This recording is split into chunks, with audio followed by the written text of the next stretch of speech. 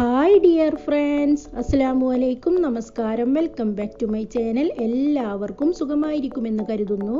ഇന്ന് നമ്മൾ തയ്യാറാക്കാൻ പോകുന്നത് ബ്രേക്ക്ഫാസ്റ്റായും ഡിന്നറായും ഈവനിങ് സ്നാക്കായും ഒക്കെ കഴിക്കാൻ പറ്റുന്ന ഒരു അടിപൊളി സ്പൈസി മസാല എണ്ണപ്പത്തിരിയാണ്. അപ്പോൾ നമുക്ക് നോക്കാം ഇതെങ്ങനെയാണ് തയ്യാറാക്കിയെടുക്കുന്നതെന്ന്.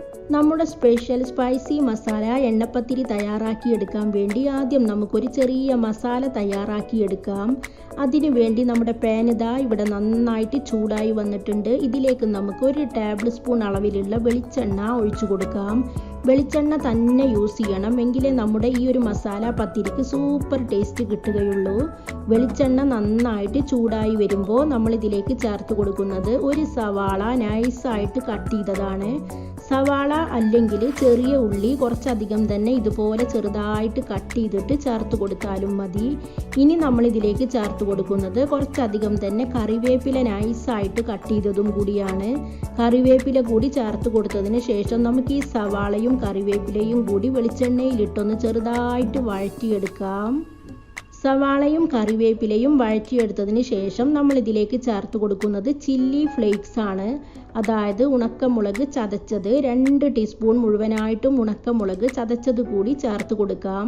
ഏകദേശം ഒരു 25 പത്തിരിയിലേക്കുള്ള ഇൻഗ്രീഡിയൻസിൻ്റെ അളവാണ് നമ്മളിവിടെ പറയുന്നത്. നിങ്ങൾക്ക് ഇത് കൂട്ടുകയോ കുറക്കുകയോ ചെയ്യാവുന്നതാണ്. ഇനി നമ്മൾ ഇതിലേക്ക് ചേർത്ത് കൊടുക്കുന്നത് 1/4 ടീസ്പൂൺ അളവിലുള്ള മഞ്ഞൾപ്പൊടിയാണ്. ഇനി നമ്മുടെ സ്പൈസി മസാല പത്തിരിക്ക് നല്ലൊരു ഫ്ലേവർ കിട്ടാൻ വേണ്ടി 2 ടീസ്പൂൺ മുഴുവനായിട്ടുമുള്ള ചെറിയ ജീരകം കൂടി ചേർത്ത് കൊടുക്കാം. ചെറിയ ജീരകം കൂടി ചേർത്ത് കൊടുത്തതിന് ശേഷം നമുക്ക് എല്ലാ ഇൻഗ്രീഡിയൻസും കൂടി നന്നായിട്ടൊന്ന് റോസ്റ്റ് ചെയ്തെടുക്കാം. ഈ മഞ്ഞൾപ്പൊടിയുടെ പച്ചമണം ഒക്കെ ഒന്ന് മാറിക്കിട്ടണം, അതുവരെ നമുക്കിത് റോസ്റ്റ് ചെയ്തെടുക്കാം. ഏകദേശം 1 മിനിറ്റോളം നമ്മൾ ഇതെല്ലാം കൂടി നന്നായിട്ട് റോസ്റ്റ് ചെയ്തെടുത്തിട്ടുണ്ട്. അതിനുശേഷം നമ്മൾ ഇതിലേക്ക് ചേർത്ത് കൊടുക്കുന്നത് നന്നായിട്ട് തിളപ്പിച്ചെടുത്ത വെള്ളമാണ്. എത്രയാണോ നമ്മൾ പത്തിരിപ്പൊടി എടുക്കുന്നത് അതേ അളവിൽ തന്നെയാണ് നമ്മൾ നന്നായിട്ട് തിളപ്പിച്ച വെള്ളം കൂടി ചേർത്ത് കൊടുക്കേണ്ടത്. ഇനി നമുക്ക് ഇതിലേക്ക് ആവശ്യത്തിനുള്ള ഉപ്പും കൂടി ചേർത്ത് കൊടുക്കാം. മസാലയും വെള്ളവും കൂടി നന്നായിട്ട് തിളച്ച് വന്ന ശേഷം നമ്മൾ ഇതിലേക്ക് ചേർത്ത് കൊടുക്കുന്നത് 1/2 മുറി തേങ്ങ ചിരവിയതും കൂടിയാണ്. ഇനി നമുക്ക് ഇതിലേക്ക് പത്തിരിപ്പൊടി ചേർത്ത് കൊടുക്കാം. പത്തിരിപ്പൊടി നമ്മൾ എടുക്കുമ്പോൾ ഇതിലൂടെ 2 ടേബിൾ സ്പൂൺ അളവിലുള്ള മൈദ കൂടി ചേർത്തിട്ട് നന്നായിട്ട് മിക്സ് ചെയ്തെടുത്തിട്ടാണ് നമ്മൾ ഇതിലേക്ക് ചേർത്ത് കൊടുത്തിട്ടുള്ളത്.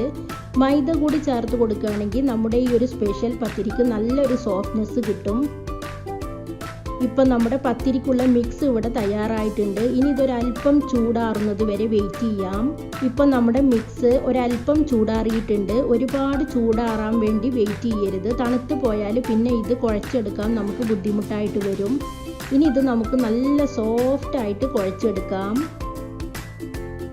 ഇപ്പം നമ്മുടെ മസാല പത്തിരിക്കുള്ള ഡോ ഇവിടെ തയ്യാറായിട്ടുണ്ട്. നല്ല സോഫ്റ്റ് ആയിട്ടാണ് നമ്മളിത് കുഴച്ചെടുത്തിട്ടുള്ളത്.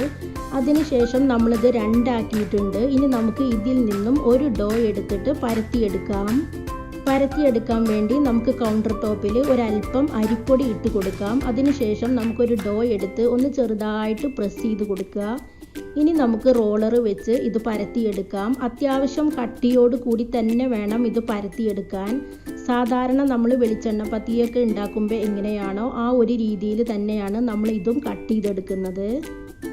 പരത്തിയെടുത്തതിന് ശേഷം നമുക്കിത് കട്ട് ചെയ്തെടുക്കാം. ഇതുപോലെ ഒരു വക്കുള്ള പാത്രം വെച്ചിട്ട് നമുക്കിത് കട്ട് ചെയ്തെടുക്കാം.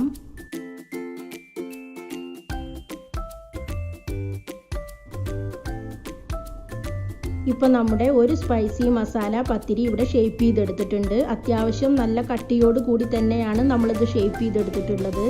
ഇതുപോലെ നമുക്കിനി എല്ലാം ഷേപ്പ് ചെയ്തെടുക്കാം. ഇപ്പം നമ്മുടെ എല്ലാം ഷേപ്പ് ചെയ്തെടുത്തിട്ടുണ്ട്. ഇനി നമുക്കിത് ഫ്രൈ ചെയ്തെടുക്കാം. നമ്മുടെ പത്തിരി ഫ്രൈ ചെയ്യാനിതാ നമ്മുടെ ഓയിൽ ഇവിടെ നന്നായിട്ട് ചൂടായി വന്നിട്ടുണ്ട്. മീഡിയം ഫ്ലെയിമിൽ ഇട്ടിട്ട് വേണം നമ്മുടെ പത്തിരി ഫ്രൈ ചെയ്തെടുക്കാൻ. ഇനി നമുക്ക് ഓരോ പത്തിരിയായിട്ട് ഈ ഓയിലിലേക്ക് ഇട്ട് കൊടുക്കാം. 3 മിനിറ്റിന് ശേഷം നമ്മുടെ പത്തിരി ഇതാ അടിപൊളിയായിട്ട് ഗോൾഡൻ ബ്രൗൺ കളറായിട്ട് വന്നിട്ടുണ്ട്.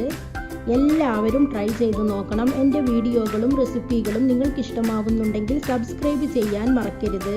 സബ്സ്ക്രൈബ് ചെയ്താൽ മാത്രമേ ഞാനിടുന്ന പുതിയ വീഡിയോകളുടെ നോട്ടിഫിക്കേഷനുകൾ നിങ്ങൾക്ക് അതാത് സമയത്ത് ലഭിക്കുകയുള്ളൂ. ഇൻഷാ അല്ലാ വീണ്ടും പുതിയൊരു വീഡിയോയിലൂടെ കാണും വരെ ബൈ ബൈ.